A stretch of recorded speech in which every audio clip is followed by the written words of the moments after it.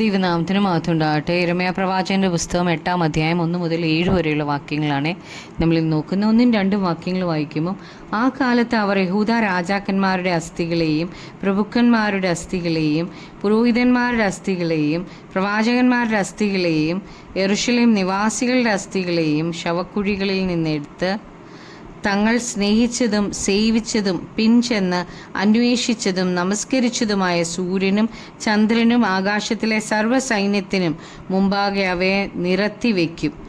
ആരും അവയെ പെറുക്കി കൂട്ടുകയോ കുഴിച്ചിടുകയോ ചെയ്യുകയില്ല.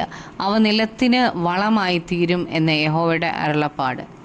ദൈവത്തോട് മത്സരിച്ച യഹൂദന്മാരുടെ ശവങ്ങൾ പക്ഷികൾക്കും കാട്ടുമൃഗങ്ങൾക്കും ഇരയായി തീരുക മാത്രമല്ല, അതിനുശേഷം ശത്രുക്കൾ എന്നാ ചെയ്യും?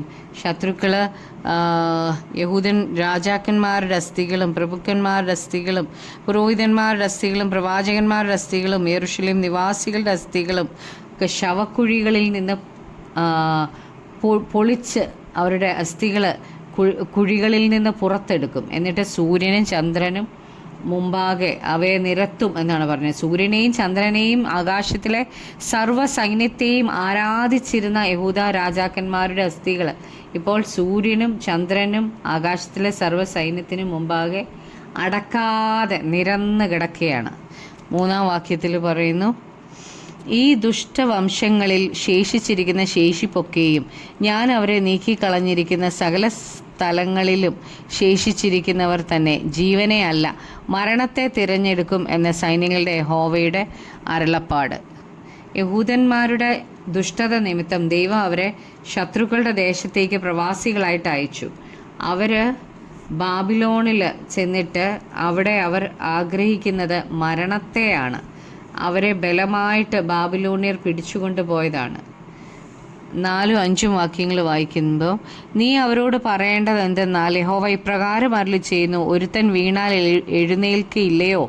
ഒരുത്തൻ വഴിതെറ്റിപ്പോയാൽ മടങ്ങി വരികയില്ലയോ? യെരൂശലേമിലെ ഈ ജനമോ ഇടവിടാത്ത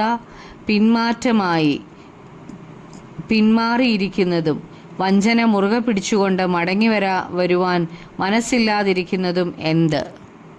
അപ്പോൾ ആരും നിലത്ത് വീണാൽ എഴുന്നേൽക്കാൻ ശ്രമിക്കും. നിലത്ത് കിടന്നേക്കാം എന്ന് ആരും തീരുമാനിക്കുകയില്ല. എന്നാൽ ഇസ്രായേൽ ജനം പോകുന്ന വഴി തെറ്റാണെന്ന് മനസ്സിലാക്കിയാലും പിന്നെയും അതേ വഴി തന്നെ പോയിക്കൊണ്ടേയിരിക്കും.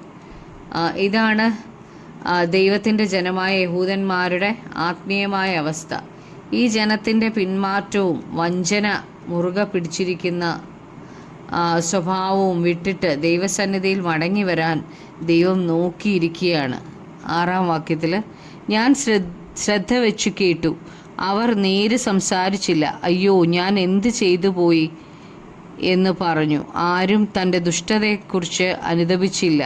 കുതിര പടയ്ക്ക് പായുന്നത് പോലെ ഓരോരുത്തൻ താൻ്റെ വഴിക്ക് തിരിയുന്നു. ഒരു കുതിര യുദ്ധത്തിനായിട്ട് പാഞ്ഞു പോകുന്നത് പോലെയാണ് ഈ ജനം നേര് സംസാരിക്കാതെ തങ്ങളുടെ ദുഷ്ടതയെക്കുറിച്ച് അനുതപിക്കാതെ അവരവർക്ക് ബോധിച്ച വഴിയെ പോവുകയാണ്.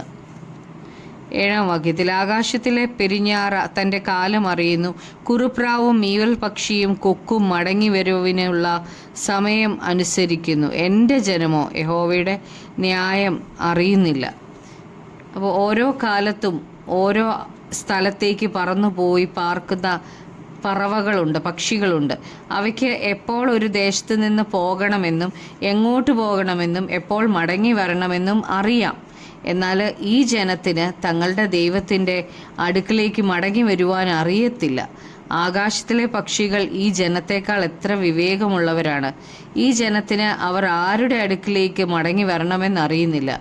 ദൈവത്തിൻ്റെ ഇഷ്ടവും ദൈവിക ന്യായവിധിയും ദൈവിക കരുണയും അറിയാതെ ജീവിക്കുന്ന ഈ ജനത്തിൻ്റെ ആത്മീയ അന്ധതയെക്കുറിച്ചാണ് ഇവിടെ കാണാൻ കഴിയുന്നത്. യെശയ്യാവിൻ്റെ 1:3 പറയുന്നുണ്ട്, കാള തൻ്റെ ഉടയവനെയും കഴുത തൻ്റെ യജമാനൻ്റെ പുൽത്തൊട്ടിയെയും അറിയുന്നു, ഇസ്രായേലോ അറിയുന്നില്ല, എൻ്റെ ജനം ഗ്രഹിക്കുന്നതുമില്ല. നമുക്ക് പ്രാർത്ഥിക്കാം. കർത്താവായ യേശുവേ, അങ്ങയുടെ വചനത്തിൽ അങ്ങ് ആഗ്രഹിക്കുന്ന പോലെ ഞങ്ങൾ ഏതിൽ നിന്ന് വീണിരിക്കുന്നു എന്ന ഓർത്ത് മാനസാന്തരപ്പെട്ട് ആദ്യത്തെ പ്രവൃത്തി ചെയ്യുവാൻ കൃപ തരണമേ.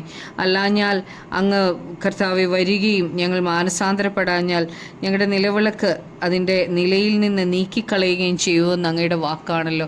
കർത്താവായ യേശുവെ, മാനസാന്തരപ്പെടുവാനുള്ള കൃപ അടിയങ്ങളോട് തോന്നണമേ കർത്താവെ. ഞങ്ങളുടെ ഹൃദയം കർത്താവെ കടുത്തു പോകാതെ അപ്പോൾ അനുതാപമുള്ളൊരു ഹൃദയം ഞങ്ങൾക്ക് തരണമേ കർത്താവെ.